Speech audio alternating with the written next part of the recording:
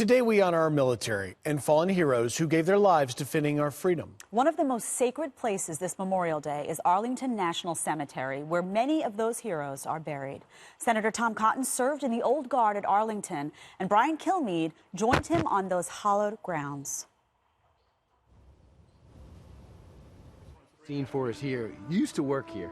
Yeah, so we're on Memorial Drive. Memorial Bridge is that way. That was built to symbolically connect the Lincoln Memorial with the Arlington House up on top of the hill, which is where Robert E. Lee and his wife Mary lived for about 30 years until he joined the Confederacy and the Union Army crossed the Potomac River and occupied this land on May 24th, 1861, and they've held it ever since. And it became a cemetery after the Civil War. Then, of course, in front of Lee's old home is the eternal flame that burns for JFK. Visitors to the cemetery will often visit the JFK gravesite. They go to see the Tomb of the Unknown Soldiers and the sentinels who guard that tomb every moment of every day for the last 82 years. And over your right shoulder is Arlington National Cemetery. That's where the Old Guard does its work every single day, sometimes more than 20 funerals a day inside these gates. The Pentagon is right next to the southeast corner. In fact, on 9/11, when American Airlines Flight 77 slammed into the Pentagon, funerals continued to go on, but the Old Guard also rushed down to the Pentagon to help provide military aid and security on that site. In a way, it became the first Army unit to deploy to a new battlefield in the war on terrorism. The Old Guard has a long history that predates even the United States Constitution. So the Old Guard is literally the Old Guard. It is the oldest active duty regiment in the Army, going back to 1784. And you see here, one of the uniforms is the Revolutionary War musician's uniform. For the first 170 years before the Old Guard came to Arlington in 1948, they were serving on the front lines of almost every war, all the way up to World War II. The story of the Old Guard's history is kind of the story of America as a nation. Between combat tours in Iraq and Afghanistan, Senator Cotton found himself at Fort Myer, where he trained for the high honor of becoming a member of the Old Guard. You served here for how many months? I served here for about 16 months in 2007 and 2008. Every Thursday before Memorial Day weekend is called Flags In. Every gravesite in the cemetery gets a flag in front of it. My first Flags In day, I didn't know the secret trick, which was to have a little bottle cap in your hand so you could push the flags into the ground. It is bigger than a bottle cap, isn't it? That small story is a bigger story. Yeah. It just goes to show the honor that we pay to our heroes. These are the Caisson Stables. This is the only equine unit left in our military. This is an example of the kind of caisson that in the Civil War would have been pulled behind a horse with artillery pieces and ammunition, but today is pulled behind the horses in Arlington National Cemetery.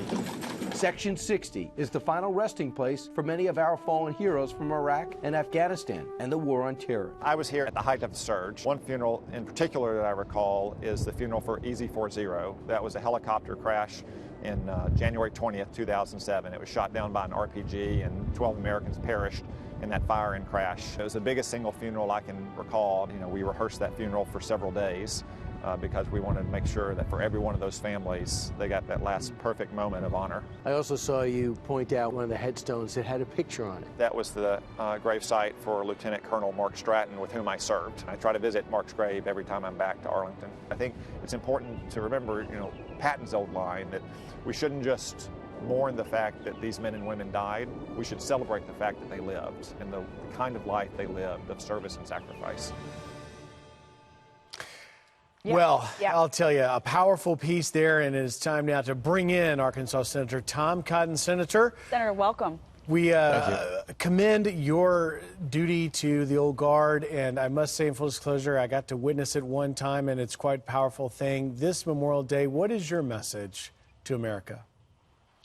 On this Memorial Day, we remember those who gave what Abraham Lincoln called the last full measure of devotion to our nation, those who laid down their life starting at Lexington and Concord and coming up to Afghanistan and Iraq today, so that we could live in freedom and safety, and that we honor their families and remember their sacrifice as well.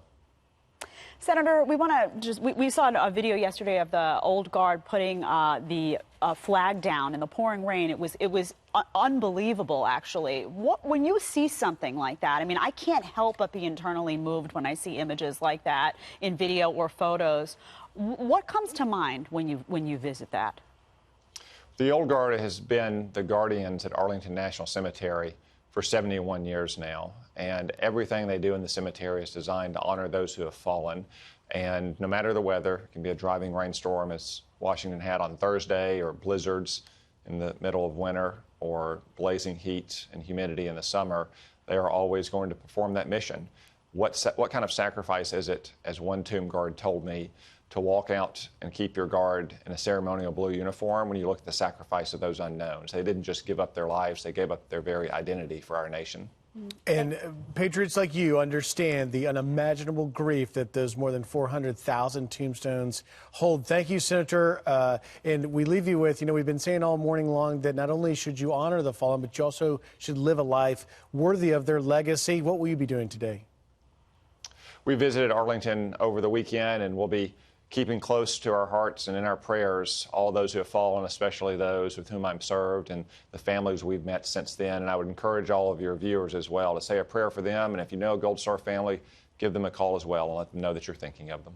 Thank you, Senator. Thank you so much for your tribute to Arlington and for your service to this country. Thank you. Thank you, Senator.